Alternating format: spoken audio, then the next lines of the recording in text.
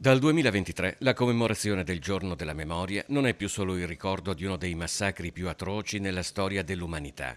C'è tensione al ghetto di Venezia, l'esplosione della crisi di Gaza, la guerra e i lutti che hanno segnato drammaticamente gli ultimi 3 anni hanno prodotto, raccontano qui, un rigurgito di antisemitismo col quale deve fare i conti anche la comunità ebraica veneziana. Come se si dicesse gli ebrei del mondo sono colpevoli del 7 ottobre e di quello che è successo dopo, cioè di Gaza.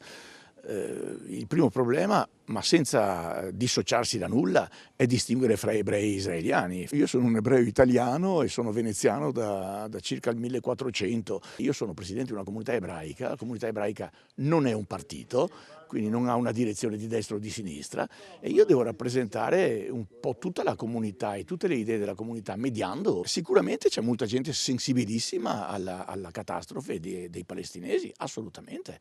C'è altra gente che vede tutte le ragioni degli israeliani e vede tutti i torti dei palestinesi e di Hamas in particolare, e quindi ha altre posizioni. A Venezia il campo del Ghetto Nuovo è gremito. Assieme al presidente della regione Alberto Stefani c'è una folta rappresentanza di consiglieri con il presidente dell'assemblea Luca Zaia.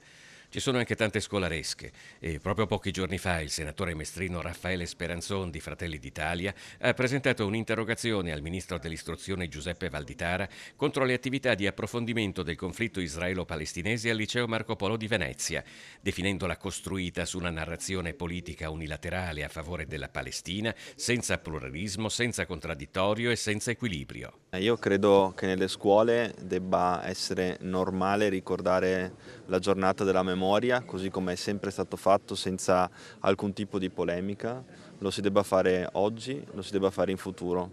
Normalmente non c'erano tutte queste polemiche, credo sia assolutamente normale e corretto che nel corso dei prossimi anni ci sia la necessità che nelle scuole si faccia memoria e si custodisca la memoria di quello che è successo. Io penso che sia sempre fondamentale educare i ragazzi e indicare la via ai ragazzi nel rispetto della libertà del pensiero di ognuno. Ovvio che il contraddittorio è l'elemento fondamentale della democrazia.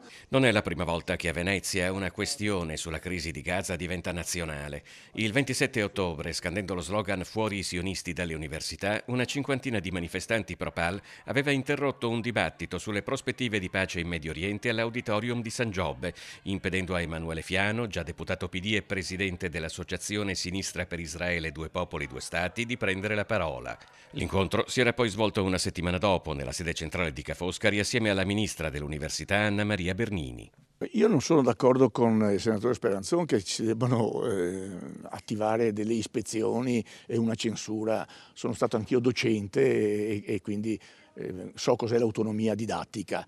L'autonomia didattica va esercitata però con grano salis, e quando si fanno 15 attività su Gaza, 15, se inviti dei palestinesi a parlare del genocidio, devi invitare degli israeliani a parlare del non genocidio, devi parlare di Hamas, devi parlare del 7 ottobre, devi mostrare un film anche sul 7 ottobre.